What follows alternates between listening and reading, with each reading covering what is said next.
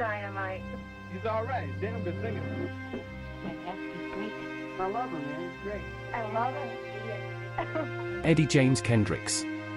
He was loved by many. His distinctive falsetto singing style made us fall in love with the Temptations. He hugely contributed to the group's golden era.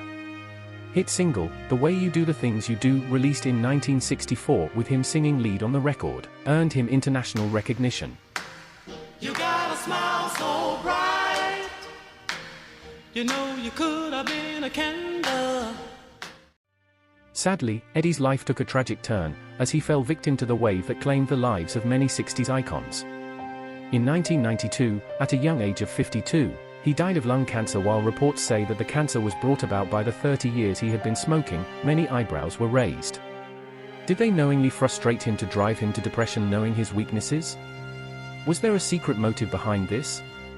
Here's that untold story of Eddie James Kendricks.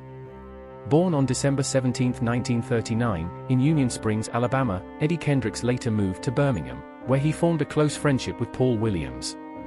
They began singing together in their church choir during the late 1940s and eventually co-founded a doo-wop group called the Cavaliers. After moving to Detroit in search of better opportunities, the group changed their name to the Primes. In 1961, they disbanded, and Eddie and Paul joined the distance to form the Elgins, which eventually transformed into the Temptations when they signed with Motown Records. Eddie and Paul Williams shared lead roles right from the beginning, with the others singing background and occasionally taking lead. Eddie was always a standout. Having began singing from age 8, the experience and confidence was evident.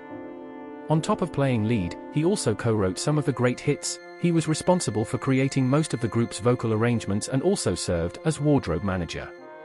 Working with Smokey Robinson, who was all about the romantic ballads, also brought the best out of him. Even after the David Ruffin's introduction to lead singer after the demotion of Paul Williams, Eddie still remained as co-lead. However, all these changed when Norman Whitfield took over from Smokey Robinson as the group's songwriter. He switched to the psychedelic style of singing, something which didn't sit well with Eddie. Eddie, as stoic as he was, he didn't like to be pushed around. He considered himself as an alpha. His best friend Paul Williams was always too ill to perform, and a new team was also being added, with Charlie Atkins taking Paul's choreography job. Berry Gordy, a man that Eddie despised, looked to have been in total control, taking full charge of the finances of the group. Berry Gordy is a man I do not know. I only met him about 3 times. To top it up, Kendricks often found himself at odds with bandmates Otis Williams and Melvin Franklin. He felt that he was working with people that didn't have the group's best interests at heart. As he grew away from the group, Kendricks began to rekindle his friendship with ex-Temptation David Ruffin, who convinced him to leave. And that's what he did. Following one final altercation with Williams and Franklin during a run at the Copacabana nightclub in November 1970, he called it quits. He would go solo trying to rekindle his light, but the moment he left Motown, everything went south. His popularity waned, and frustration from a lack of creative and financial control drove him to depression. His voice too was no more due to the chain smoking. Sadly, in 1991, he was diagnosed with lung cancer. He underwent surgery to have one lung removed, but the damage was beyond repair. In October 5, 1992, at age 52, he died at Baptist Medical Center Princeton in Birmingham, ending a somewhat frustrating and painful final years. Despite all these, we still regard him as one of the best to ever be.